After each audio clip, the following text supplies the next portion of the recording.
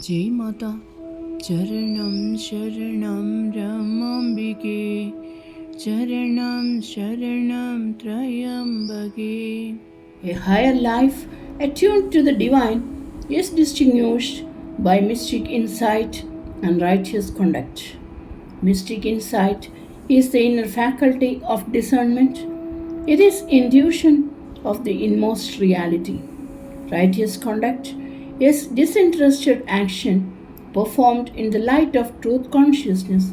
It is life in conformity with moral virtue, dharma. Irrespective of ashram, that is the condition or the status or the station in life, perfection is possible of realization. Among ashrams, that is orders of social existence, Grihasthashramam has the central place of fundamental importance. It is sanctified by self-affecting love, pious solicitude, simple joys, and sacred affinities. It is propitious to peace and promotion of sovereign virtues. By practice of disciplines and grace of the Sadguru, trials and temptations become opportunities for subduing the senses and achieving the tranquility of the mind.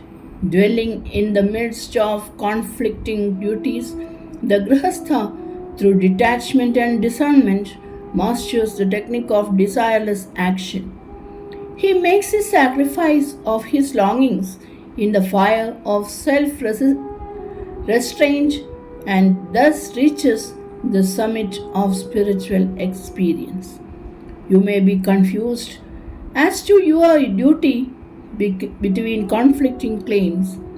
With direct experience of the ultimate reality and insight into the intricacies of dharma, Mother has come to guide you. Awake, arise, and never be downcast. Infinite rewards are waiting to crown your faith and determination, your devotion and surrender. In the interior of your dedicated hearts will Mother work the miracle of self-purification.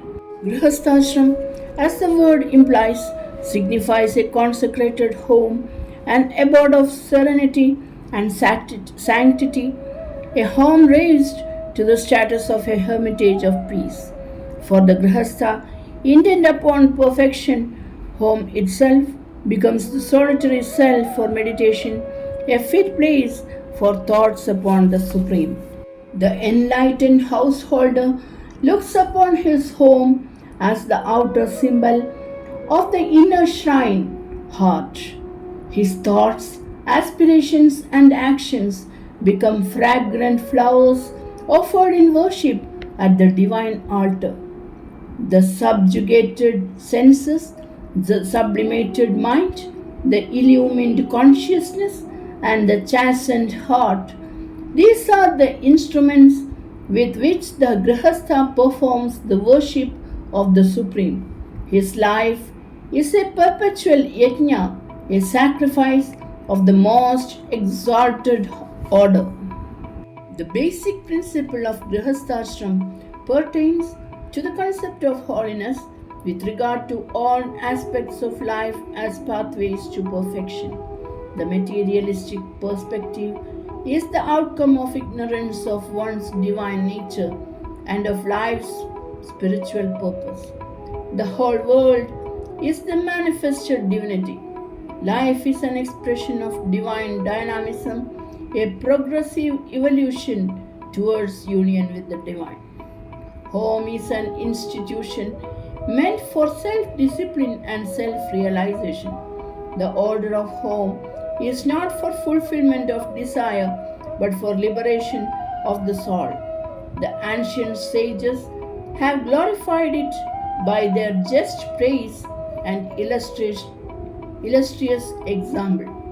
An integration of the highest form of spirituality with actual world of experience is possible in Grihasthashram through a system of sadhana. Grihasthashram combines the exhilaration of yoga with the austerity of pure living. The ultimate object of sadhana, indeed of spirituality itself, is holiness, happiness, and liberation. Holiness is freedom from passion. Happiness is sacred joy of communion with the divine. Liberation is egoless existence. Mere intellectual curiosity or half hearted participation in spiritual exercises is not sadhana. Sadhana is unyielding struggle, uncompromising war with the lower nature. It must continue until complete mastery over the mind and senses is achieved. Knowledge should become dynamic in action. There should be a happy synthesis of knowledge, jnana, devotion, bhakti, and action, karma, so as to produce the rewards of true yoga in the forms of equanimity, serenity, and unity. Without awareness of your unity of Godhead and consequent love for the divine, service or swadharma cannot be performed in home. Felicity in home consists of free participation in the higher love and joyous pursuit of the highest ideal through understanding. With love and understanding as the governing virtues, home dedicated to God is a paradise of peace. In the absence of those virtues, it will degenerate into a prison and life itself will become a monotonous and meaningless existence. With worship of dharma, devotion to God, and dedication to service, you should bring the Himalayan peace and solemnity into your homes. In an atmosphere of peace alone can marital life become an avenue to God realization. It is said that Kirtan alone will suffice for seekers to achieve perfection in this Kali Yuga. Yes, it is enough, but you should be immersed in the ecstatic love and singing of the praises of God, always like Saint Tukaram. But it is not possible for you, householders, to engage yourselves in Kirtan throughout the 24 hours. Nor have you developed such an ecstatic love for God. You have duties and obligations to discharge. Hence, the practical discipline for you is the path of synthesis, the path in which the disciplines of jnana, bhakti, and karma are blended and balanced. Let discharge of duty become a form of dynamic devotion. Let every act you perform be a form of loving communion with the divine. Let your mutual intimacy be elevated to the purity of spiritual fellowship and a sense of partnership in the practice of dharma. Practice of divine name with loving remembrance of God, namasmarana, meditation on the absolute, dhyana, and strict adherence to virtuous conduct, dharma-nishtha, constitutes sadhana easy of practice for the householder. Wife and children do not bind you to mortality, for they are your own images. Change your perspective and recognize the unity self in all. Vision of the underlying unity alone will dispel the delusion of selfhood in the body. Egoism is the only impediment to your vision of God. Shiva Shakti Aikya is the exemplar of marital love. Transform your conjugal relationship into a state of spiritual communion so that it may become an illustration of the great spiritual truth of Shiva Shakti unity.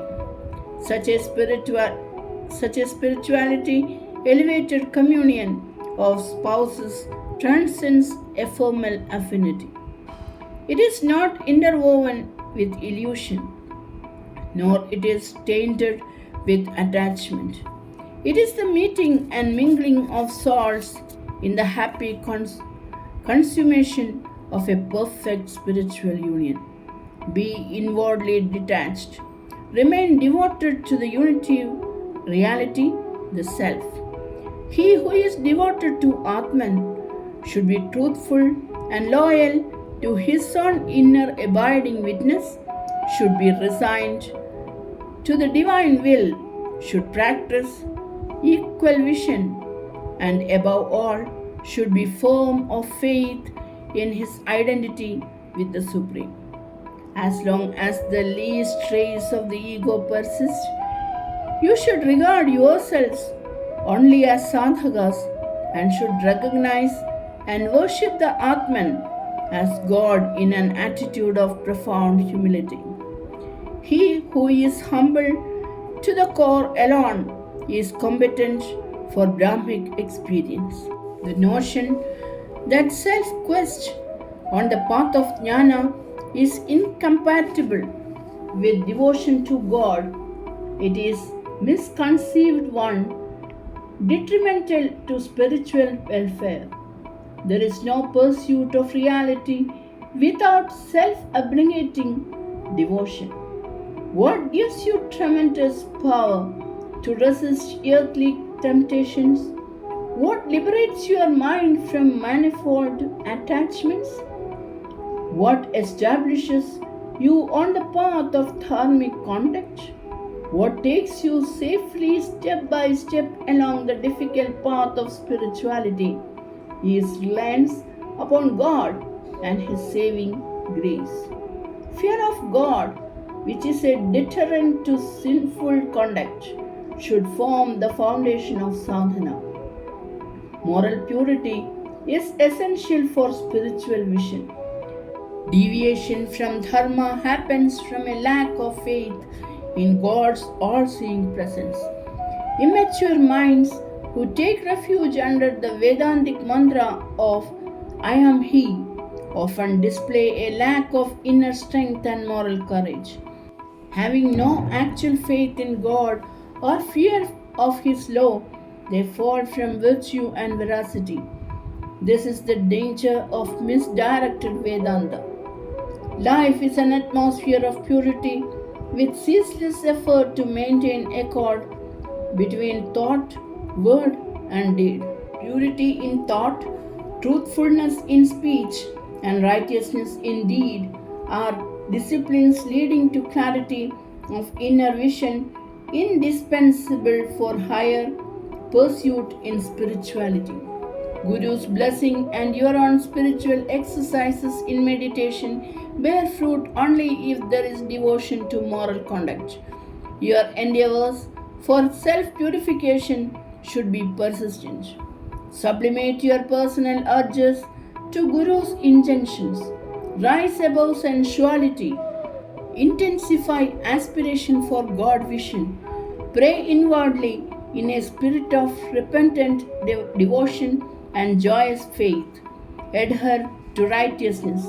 Peace accruing from virtuous life is of higher value than the joy of fleeting visions and momentary experiences in meditation.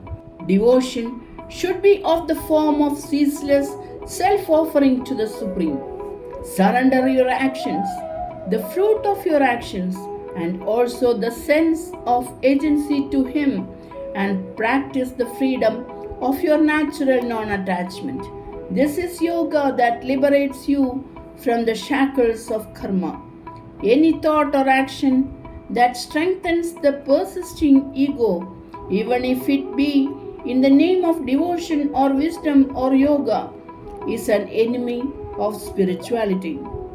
Keep off the ego and work as resigned tool. Spirituality is self-annihilation, self-transformation, self-realization. It has no place for the ego at all. Charanam Sharanam Ramambige, Charanam Sharanam Trayambage. Jai Mata.